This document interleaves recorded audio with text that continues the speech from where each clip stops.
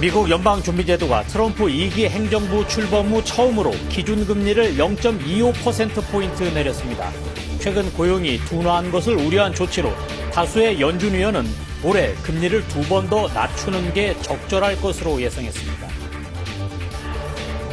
김건희 여사에게 억대의 그림을 건네고 공천을 청탁했다는 의혹을 받는 김상민 전 검사가 구속됐습니다.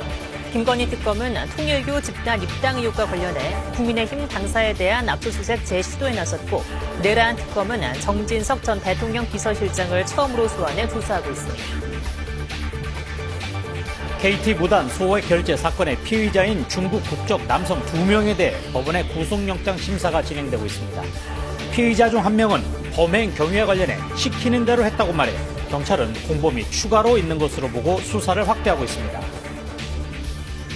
신세계와 중국 알리바바가 합작 법인을 설립해 지마켓과 알리익스프레스 코리아를 결합하는 것과 관련해 공정위가 조건부 승인 결정을 내렸습니다. 공정위는 국내 온라인 해외 직구 시장에서 이들의 시장 지배력이 너무 커질 것을 우려해 양사를 독립된 법인으로 운영하고 고객 데이터도 공유하지 말 것을 조건으로 달았습니다. 여러분 안녕하십니까? KBS 12시 뉴스입니다. 미국 중앙은행인 연방준비제도가 트럼프 2기 출범 후 처음으로 기준금리를 0.25%포인트 내렸습니다. 네, 올해 말까지 2번 정도 금리 인하 가능성이 있습니다. 뉴욕 박일중 특파원의 보도입니다. 시장의 예상대로 미국의 기준금리가 인하됐습니다. 인하폭은 0.25%포인트로 이제 연 4%에서 4.25%가 됐습니다. 우리나라와의 격차는 최대 1.75%포인트로 줄었습니다. 미국 기준금리 인하는 지난해 12월 이후 9달 만으로 트럼프 2기 출범 후 처음입니다. 연준은 트럼프 대통령의 압박에도 관세로 인한 물가를 우려하며 금리를 낮추지 않았지만 최근 약해지고 있는 고용시장 상황을 반영한 결과라고 밝혔습니다. While the unemployment rate remains low, it has edged up. Job gains have slowed and downside risks to employment have risen.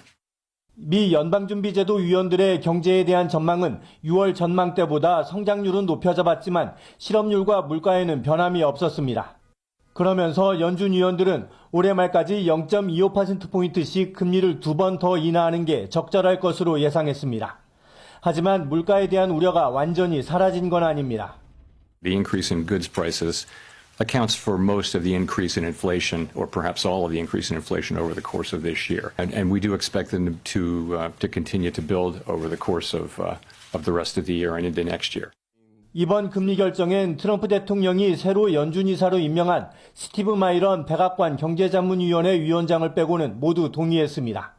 마이런 이사는 0.5%포인트 인하, 이른바 B컷을 주장했습니다. 금리 인하가 예상됐던 만큼 시장의 반응은 크지 않았습니다. 주식시장은 혼조세로 마감했고 10년 만기 국채금리 등 시장금리는 상승했습니다. 파월 의장은 연준의 독립성과 관련한 질문에 극도로 말을 아꼈고 의장 임기가 만료되는 내년 5월 거취에 대해서도 답을 하지 않았습니다. 뉴욕에서 KBS 뉴스 박일중입니다. 미국 의회조사국이 조지아주 한국인 근로자 대규모 구금 사태로 한미 관계에 대한 우려가 커지고 있다고 분석했습니다. 미국의 막무가내식 단속과 무리한 요구가 관세 후속 협상을 어렵게 만들고 동맹인 한국과의 관계마저 위협하고 있습니다. 워싱턴 김지숙 특파원의 보도입니다. 미 의회조사국이 공개한 한미 관계 관련 보고서입니다. 조지아주 공장의 이민 단속 작전으로 양국 관계에 대한 한국의 우려가 제기됐다고 평가했습니다. 단속 당시 한국 근로자들에게 수갑과 족쇄를 채우는 등 강압적인 모습이 공개되면서 한국 내 여론이 악화하자 이러한 상황을 지적한 걸로 풀이됩니다. 보고서는 또 미국의 이민 정책이 외국인 투자를 통해 제조업 일자리를 확대한다는 목표와 상충될 수 있다는 의문도 높였다고 지적했습니다. 그러면서 의회에 계류된 한국인 전문직 취업 비자 법안을 소개하기도 했습니다. 이 법안은 한국계 영김 하원 의원이 재발의한 것으로 전문직 한국 국적자에 연간 최대 15,000개의 취업 비자를 발급하는 게 핵심입니다. 실제 미국 내에선 이번 사태가 비자 제도 개선 필요성을 보여준다는 지적이 나옵니다. And I think this is one of those times where, something good will come out of this in the end to help address the problem that, a lot more companies than just Hyundai are having. 보고서는 이어 트럼프 행정부의 관세 정책이 한국의 수출 지향 경제에 영향을 미칠 수 있다고 내다봤습니다. 특히 미 법원에서 소송이 진행 중인 관세 조치 중 일부는 한미 FTA상 미국의 의무 위반이 될 수 있다고도 분석했습니다. 조지아 사태와 미국의 무리한 요구 등으로 한미 관세 협상 후속 논의는 돌파구를 찾지 못하고 있습니다. 다만 우리 정부는 미국이 도움을 요청한 조선업은 규제 해소 방안을 미국 측과 논의하고 있다고 밝혔습니다. 워싱턴에서 KBS 뉴스 김지숙입니다. KT 소액 결제 사건 피의자인 중국인 2명이 구속영장 실질 심사를 받았습니다. 피의자 중 한 명은 특정 이름을 거명하며 시키는 대로 했다고 주장했습니다. 경찰은 공범이 추가로 있는 것으로 보고 수사를 하고 있습니다. 여소연 기자입니다. 모자와 마스크를 쓴 남성이 경찰에 붙들려 나옵니다. 최근 수도권에서 잇따라 발생한 KT 소액 결제 사건 피의자 중국 국적 40대 A씨입니다. 소액 결제로 취득한 상품권 등을 현금화한 다른 중국인 남성 B씨와 함께 구속영장 심사를 받기 위해 오늘 오전 법원에 출석했습니다. 수도권 지역 노린 이유 뭡니까? 시킨 대로 했어요. 누구 지시 받은 겁니까? 네? 누구 지시 받은 겁니까? A씨는 지난달 말부터 이달 초까지 KT 이용자들의 휴대전화를 해킹해 모바일 상품권을 구매하고 교통카드를 충전하는 등 소액 결제로 돈을 빼돌린 혐의를 받습니다. 경찰은 A씨가 사건 초기부터 불법 초소형 기지국, 이른바 펨토세를 이용해 인근 지역을 옮겨 다니며 범행한 것으로 보고 있습니다. IKT 앱에 들어갔더니 갑자기 한도 금액이 100만 원으로 바뀌어져 있고 48만 원이 결제가 됐다고 하더라고요. 이 같은 수법으로 가로챈 상품권은 B씨가 현금으로 바꿨습니다. 경찰은 지난 16일 오후 중국에서 한국으로 입국하던 A씨를 검거한 데 이어 같은 날 B씨도 서울 영등포구에서 긴급 체포했습니다. 당초 특정 지역, 특정 통신사 이용자에게 피해가 집중되면서 KT 내부자 연루 가능성이 제기됐지만 경찰은 현재까지 이들의 KT 근무 이력 등은 확인되지 않았다고 밝혔습니다. 경찰은 이들이 일용직인데다 시키는 대로 했다고 주장한 만큼 공범이 더 있을 가능성이 높다고 보고 수사를 이어갈 방침입니다. KBS 뉴스 여소연입니다. 공정거래위원회가 인터넷 쇼핑몰 G마켓과 알리익스프레스의 합작 법인에 대해 조건부 승인 결정을 내렸습니다. 특히 승인 조건으로 양사를 독립적으로 운영하고 소비자 정보도 서로 공유하지 말 것을 명령했습니다. 이승훈 기자입니다. 인터넷 쇼핑몰 G마켓을 운영하는 신세계그룹과 중국 알리바바 그룹은 합작회사를 통해 G마켓과 알리익스프레스 코리아를 공동 지배하기로 하고 지난 1월 공정위에 기업 결합 승인을 요청했습니다. 수개월의 심사를 거쳐 공정위는 이에 대한 조건부 승인 결정을 내렸습니다. 공정위가 우려하는 건 이들 기업이 가진 정보 자산의 공유, G마켓의 풍부한 국내 소비자 데이터와 알리의 국제 데이터, 또 정보 활용 기술이 합쳐질 경우 온라인 해외 직구 시장에서 이들의 시장 지배력이 너무 커질 수 있다는 겁니다. 현재 국내 온라인 해외 직구 시장의 점유율은 알리가 37.1%로 1위, G마켓을 비롯한 신세계 계열사가 3.9%로 4위입니다. 이용자 수 증가에 따라 판매자가 유입되고 그에 따라 다시 이용자 수가 더욱 증가하는 쏠림 현상이 늘어나고 시장 지배력이 강화될 우려가 크다고 판단되었습니다. 공정위는 이런 우려를 해소하기 위해 기업 결합의 조건으로 양사를 독립된 법인으로 운영할 것과 각자 가진 국내 소비자의 데이터를 기술적으로 분리할 것을 명령했습니다. 또 해외 직구 시장에서 소비자 데이터를 서로 공유하는 것도 금지했습니다. 시장 지배력이 강화되면 개인정보 보호 노력도 느슨해질 수 있는데 이것도 눈여겨보기로 했습니다. 공정위의 이 같은 명령은 기업 결합일로부터 3년 동안 유효하며 이후에는 시장 상황을 검토해 연장할 수 있도록 했습니다. 두 기업의 결합에 따라 국내 전자상거래 시장의 판도 변화도 예상됩니다. KBS 뉴스 이승훈입니다. 이재명 대통령이 자본시장 활성화 방안을 논의하기 위해 주요 증권사 리서치 센터장들과 오찬을 겸해 만납니다. 이 대통령은 오늘 용산 대통령실에서 자본시장 정상화, 새로운 도약의 시작을 주제로 오찬 간담회를 열고 이어 정의란 무엇인가의 저자 마이클 샌델 하버드대 교수를 접견할 예정입니다. 김건희 여사에게 억대 그림을 건네고 공천을 청탁했다는 의혹을 받는 김상민 전 검사가 오늘 새벽 구속됐습니다. 어제 한학자 통일교 총재를 조사한 김건희 특검팀은 한 총재에 대한 신병 확도를 검토하는 한편 오늘 국민의힘 당사에 대해서 또다시 압수수색을 시도하고 있습니다. 자, 서울고등검찰청에 나가 있는 취재기자 연결해보겠습니다. 김영훈 기자. 자, 먼저 김상민 전 검사 구속 관련 내용부터 전해주시죠. 네, 박정호 영장전담 부장판사는 오늘 새벽 김 전 검사에 대한 구속영장을 발부했는데요. 김 전 검사가 증거를 인멸할 염려가 있다고 판단했기 때문입니다. 김 전 검사는 정치자금법 위반과 청탁금지법 위반 혐의를 받고 있는데요. 특검팀은 김 전 검사가 김 여사 측에 공천 등의 대가를 바라며 1억 4천만 원대 이완 화백의 그림을 건넸다고 보고 있습니다. 이에 대해 김 전 검사는 영장심사 전 최혜진에게 부적절한 처신에 대해 깊이 사죄한다면서도 혐의는 강하게 부인했습니다. 국정원 법률특보에 임명된 배경 역시 윤석열 전 대통령에게 검찰 동향을 보고해 신임을 얻었기 때문이라는 입장도 고수했습니다. 김건희 특검팀이 공천 청탁 의혹의 핵심 피의자인 김 전 검사의 신병을 확보하면서 비슷한 구조의 매감 매직 사건 수사에도 속도가 붙을 전망입니다. 네, 그리고 통일교 관련 수사도 속도를 내고 있죠. 네, 김건희 특검팀은 어제 한학자 통일교 총재를 조사하고 구속영장 청구 여부를 검토하고 있는데요. 오늘 오전부터는 국민의힘 당사에 대한 압수수색에 나섰습니다. 지난달 13일과 18일 압수수색에 나섰지만 국민의힘의 저항으로 철수한 이후 세 번째 압수수색에 나선 겁니다. 특검팀은 통일교 간부들이 국민의힘 전당대회를 앞두고 2022년 12월에 교인들에게 입당 원서를 전달하는 등 조직적으로 국민의힘에 입당을 시키려 했다고 보고 있습니다. 12.3 비상계엄 관련 내란, 외환 사건을 수사하는 조은석 특별검사팀은 오늘 정진석 전 대통령 비서실장을 참고인 신분으로 소환했습니다. 지난해 12월 3일 계엄 국무회의에 참석했던 정 전 실장은 계엄 이후 관련 증거를 없애고자 대통령실 공용 PC에 저장된 기록 및 공용 서류를 일괄 폐기 또는 파쇄하도록 지시했다는 의혹을 받고 있습니다. 특검팀은 정 전 실장을 상대로 비상계엄 선포에 동조했는지 이후 관련 증거 폐기를 지시한 사실이 있는지 등을 조사할 방침입니다. 순직해반 사건 수사 외압 의혹을 수사하는 이명현 특별검사팀은 오늘 김홍균 전 외교부 1차관을 소환했습니다. 김 전 차관은 이종섭 전 국방부 장관의 호주 대사 적격성을 심사했던 인물인데요. 특검팀은 김 전 차관을 상대로 공관장 자격 심사 당시 윤석열 전 대통령을 비롯해 대통령실의 지시 내용과 심사 절차 전반에 대해 조사할 방침입니다. 지금까지 서울고등검찰청에서 KBS 뉴스 김영훈입니다. 조희대 대법원장의 거취를 놓고 여야가 정면 충돌하고 있습니다.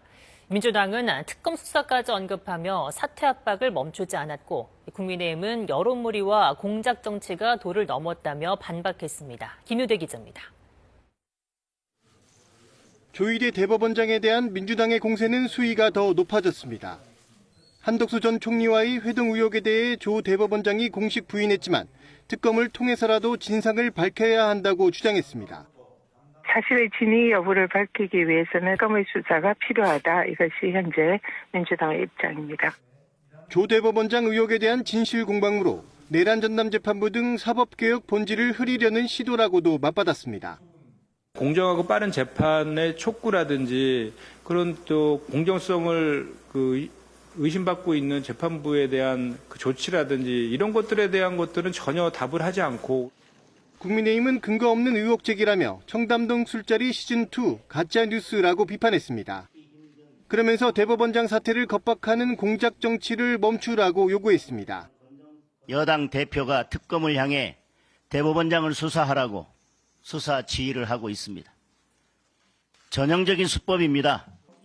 또 민주당의 최종 목표는 일당 독재 국가 건설을 구축하려는 것이라고 비판했습니다. 사법개혁이라는 미명 아래 멀쩡한 사법부를 파괴하고 장악하는 것은 그동안 수많은 독재 정권이 어김없이 걸어왔던 수순이자 수법입니다. 국민의힘은 김건희 여사 관련 의혹을 수사하는 민중기 특검팀이 오늘 중앙당사 압수수색을 재차 시도하자 소속 의원들을 비상소집해 대응에 나섰습니다.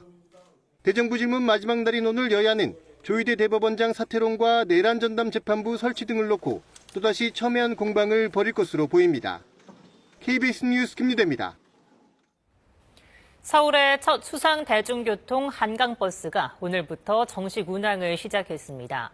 마곡에서 잠실까지 7개 선착장을 한강을 통해 이동하는 새로운 교통수단이지만 2시간이 넘는 소요 시간 등이 여전히 한계로 지적됩니다. 정현욱 기자입니다. 서울시가 2023년 4월부터 추진해온 수상 대중교통 한강버스가 세 차례 연기 끝에 마침내 정식 운항을 시작했습니다. 오늘 오전 11시 첫 출항에 나선 한강버스는 마곡에서 잠실까지 7개 선착장 28.9km 구간을 하루 14회 운항합니다.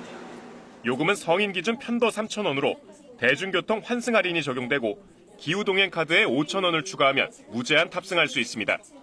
서울시는 한강버스를 통해 시민들의 삶의 질이 달라질 것이라 자신하고 있습니다.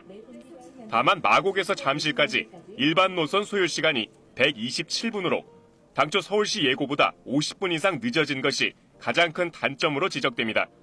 서울시는 다음 달 10일부터 15분 간격의 급행 노선을 운항하겠다고 밝혔지만 급행 소요 시간도 82분으로 예상되면서 출퇴근 시간 버스와 지하철 수요를 대체할 수 있을지 논란이 되고 있습니다. 전체 12척의 선박 가운데 현재 확보된 선박은 7척으로 서울시는 다음 달 말까지 나머지 선박 5척을 모두 확보해 하루 왕복 48회로 증편 운항하기로 했습니다. 서울시는 한강을 조망할 수 있는 파노라마 통창, 좌석마다 마련된 테이블과 자전거 거치대, 휠체어석 등 쾌적한 선체 환경을 가장 큰 장점으로 꼽았습니다. 또 선착장마다 다양한 부대 시설을 마련해 또 다른 문화 공간으로 개방하겠다고 밝혔습니다. KBS 뉴스 정현욱입니다. 갈수록 심해지고 있는 온난화가 통계로도 확인됐습니다. 우리나라 온난화 속도가 지구 평균보다 빠른 것으로 나타났는데 온난화에 따른 기상재해 역시 증가 추세입니다. 정세배 기자의 보도입니다.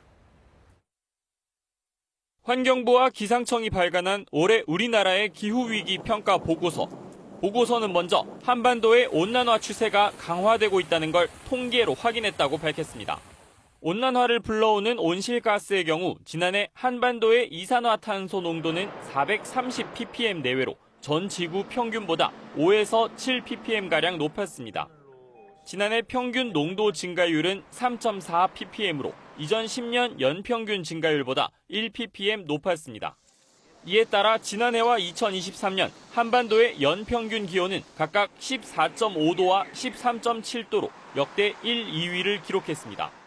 우리나라 주변 바다의 표면 수온 상승도 전 지구 평균의 배가 넘었는데 이번 세기 말이 되면 한반도의 연평균 기온이 최대 7도 올라갈 거란 전망이 나왔습니다. 이런 온난화가 기상재해로 이어지고 있다는 점도 확인됐습니다.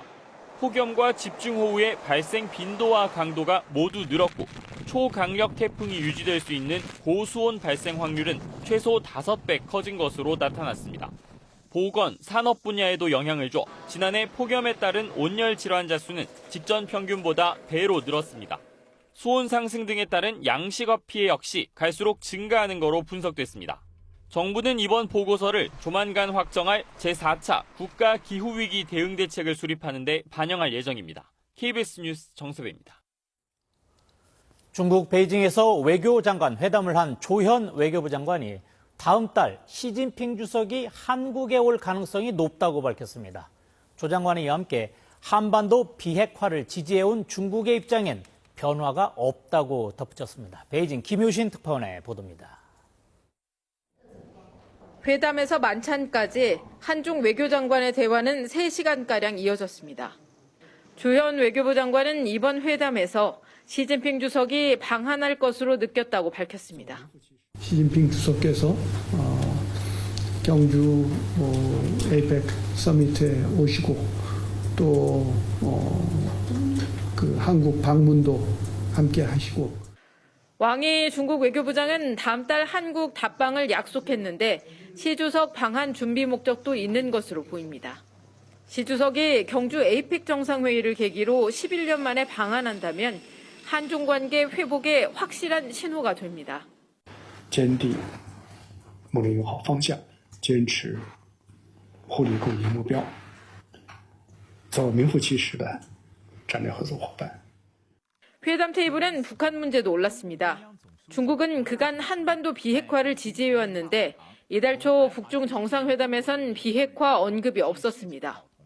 중국이 북한 핵을 용인하는 것이 아니냐는 우려가 나왔지만 왕이 외교부장이 중국의 한반도 정책에 변화가 없다는 점을 확인해줬다고 조 장관은 밝혔습니다. 궁극적인 비핵화를 해나가기 위해서 이재명 정부가 어떤 일을 해나가려고 하는지 이런 데 대해서도 설명을 하고 중국 측에 건설적인 그 역할을 당부를 한 바 있습니다. 중국은 앞서 방중한 김정은 북한 국무위원장이 이른바 한반도 두 국가론을 설명했다는 얘기도 우리 측에 전했습니다.